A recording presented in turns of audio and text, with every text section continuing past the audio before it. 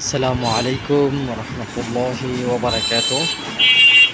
তো আশা করি সবাই ভালো আছেন, সুস্থ আছেন। তো কোটা বিরোধী ছাত্র আন্দোলনে যে কুচি কুচি সোনার টুকরা ভাইয়েরা জীবন দিয়েছেন, তাদের আত্মা শান্তি মাগফিরাত কামনা করছি। আল্লাহ তাআলা যেন তাদের ছোটোখাটো যে গুণাগুলি মাফ করে তাদের সকলকে জান্নাতুল ফেরদাউস দান করুক। আর স্বৈরাচারী যে সরকার তাদেরকে হুকুম করেছে গুলি করার জন্য, শত শত মায়ের বুক খালি করেছে। আজ তাদের মা বাবা কী অবস্থা, কান্নায় কণ্ঠে জড়িত, তাদের কান্নার ছুটে আকাশ বাতাস ভারী হয়ে যাচ্ছে।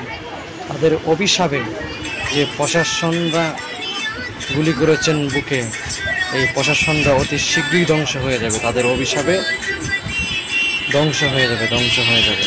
আল্লাহ পাক ছাড় দেয় কিন্তু ছেড়ে দেয় না। যেদিন গজব দিবে সেদিন বুঝবে গজবের তাপমাত্রা কতটা ভয়াবহ হয়।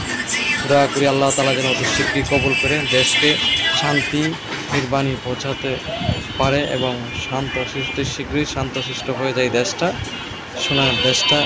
সোনার দামাও ছেলেরা যারা জীবন দিয়েছে, আবারও তাদেরকে আন্তরিক শুভেচ্ছা ও প্রাণঢালা অভিনন্দন জানাচ্ছি। আসসালামু আলাইকুম রহমতুল্লাহি ওয়া বারাকাতুহু।